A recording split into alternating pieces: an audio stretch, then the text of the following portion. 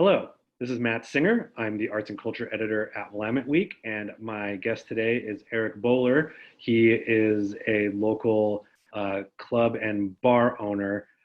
He currently owns Century in Southeast Portland and the Tube in Old Town, but that's about half of what he owned at the beginning of this year before the coronavirus hit. In the last couple of months, he's had to close two of his bars, Fortune and the Revelry. And Eric, maybe we could just start by telling me, what is it like to lose a business for reasons that are pretty much entirely out of your control? Someone in my position, we write these news posts the last couple of months where it's just like another bar is closed. This is what they put on social media. It's very bare bones. But from a human level, as the owner, what is it like to close a business right now in this environment? I think the most important thing is to remind yourself that it's not your fault. It's really soul crushing to, as a small business owner, I swung the hammer and, helped build these places myself. And so when you're unhanging the speakers and boxing up the booze and, shutting everything down, it feels like a death in the family. It's harder than I thought it would be. So of the bars that are remaining open, Tube is still temporarily closed, but is in theory still. Yeah, we hope. Yeah, totally. Right. And then there's Century, which you were able to reopen when Multnomah County entered phase one. Right. Tell me a little bit about how that is going at this point. It's going well in that it feels safe when we're there because we have such a large patio. So primarily our service has been outside and the weather's cooperated with us pretty well on that. But looking at the fall and the winter, like this weekend, it started raining. And so it's like, okay, how do we literally weather the storm and try to survive safely and also make enough money to where we don't lose the business? And what have you come up with? I know we spoke to you a couple of weeks ago for a piece we wrote about the sort of incoming raining months and for businesses. And I think you had said that time you were weighing kind of what to do. Have you now, as you said, it's been raining most of the weekend. Have you come to any conclusions about what you might be able to do to kind of weatherize the place? Sure. Yeah, we're putting a tent on the roof, which is like a 20 by 20 tent with heaters. And so we're hoping that people will want to sit outside on a gray, rainy day, even though it's, kind of warm and kind of heated. And we've decided that we can put 3 groups in the stadium at, they're at least 20 feet apart. So there's going to be a couple groups in the stadium, which usually we'd have 100 people in there. And now we're going to have, 15 people, but it's better than nothing. And we feel like we can live in our conscience knowing that this is as safe as we can be and try to survive. Are you don't have to answer this question if you don't want to, but are you breaking even at this point? What can you tell me specifically about the sort of economics of? Kind of the only way that it breaks even is because we waited so long to open. So we didn't start burning through our PPP money until, just a couple months ago when we actually did reopen. But that is essentially spent now. And so we're probably doing about 15% of what we would normally do sales wise. So it's horrifically down, but better than nothing. You've been pretty outspoken on Twitter about saying, you feel like, especially now that we're entering these rainy months, the program to kind of open up patios for businesses helps people keep their heads above water through summer. But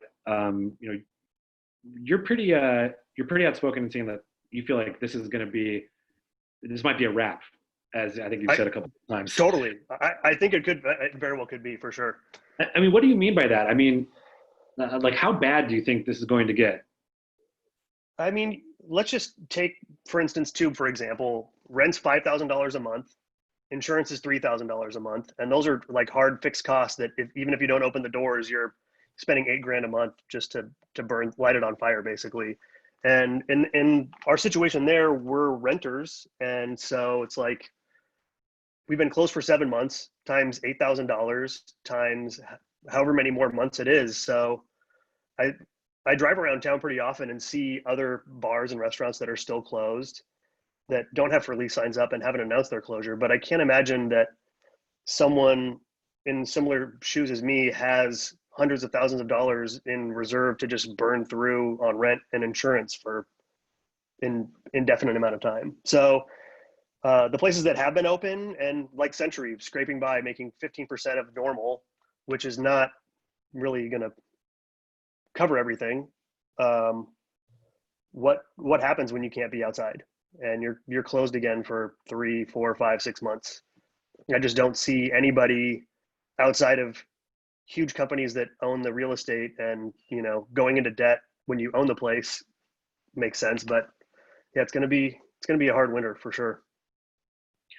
What do you feel like the state should be doing to help small business owners that they're not already doing? What would you like to see happen? It's tough at a state level. I feel like it really needs to be a federal thing where you know they control the money a lot more. At a local level, I know the city of Portland is going into crazy debt too, because tax revenue is way down and they're trying to figure out a way to just make normal ends meet. And so, at a state level, the eviction moratorium extension would have been good. I know they extended mortgages and residential, but they didn't do commercial for some reason.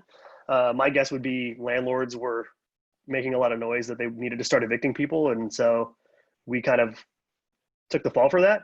But that would have been a key thing to at least give people that have been closed for 7 months some sort of assurance that they would have a chance to stay until this was over, because it's clearly not over. How do you feel about the guidelines that the state put on businesses reopening in phase one, particularly for restaurants and bars? Do you think that they were fair, or were they too harsh? I know there was some complaints about limiting making closing time 10 p.m. From some other business owners. Do you feel like they were fair or a little bit too harsh in order to keep these businesses surviving? I think it's fair. I mean, if we really wanted to beat the virus and have it go away, having us closed would make the most sense. I mean, I'm not under the illusion that eating and dining in a packed place is safe. So I think putting those restrictions makes a lot of sense. And if I were the governor or the president, I would probably make bars and restaurants just be closed and bail them out with some sort of financial stimulus to get through the storm so that they're there at the end of this. But I'm not, though. Right, exactly. I've heard from a couple of people, just sort of anecdotally, who live in other cities where they're like, and who previously lived in Portland, they're like, wow, there's so many, you guys seem to be getting hit so much harder in terms of just the amount of businesses that are constantly closing. And I know that you were living and working in LA for a while. Mm-hmm. Do you have any sense of is it particularly bad here in Portland compared to other cities in terms of businesses going down? Yeah. I think the harshness of the phase one rules have been punitive on places. But conversely, I have a bunch of friends that are DJs in Dallas, and they were one of the first markets to open, and they all got COVID and were down for a long time, sick from DJing in socially distanced parties. And so I feel like I used to know so many answers about the industry and how to operate and what was coming up, and this is just throwing all that out the window. So it's really hard to say. And so beyond being a sort of, as you said, beyond being a bar and restaurant owner, you're also a DJ, and mm-hmm. and a lot of the businesses you own are sort of more in the nightlife realm, which seems like it's going to be the last area to kind of really come back, because it's one thing for people to want to get out of their house and sit in a bar or sit outside on a patio and have some drinks. It's another thing to ask them to get inside of a sweaty packed club and dance close with people again. Totally. It seems like that's going to be the next frontier for people. It's just that psychological leap to be in a place again. So, I mean, it seems like, what do you think is going to be, even if there's a vaccine in a year, how do you think bars and nightclubs and concert venues, how do they come back from this? I mean, do you see it being a prolonged process even beyond just the actual virus itself?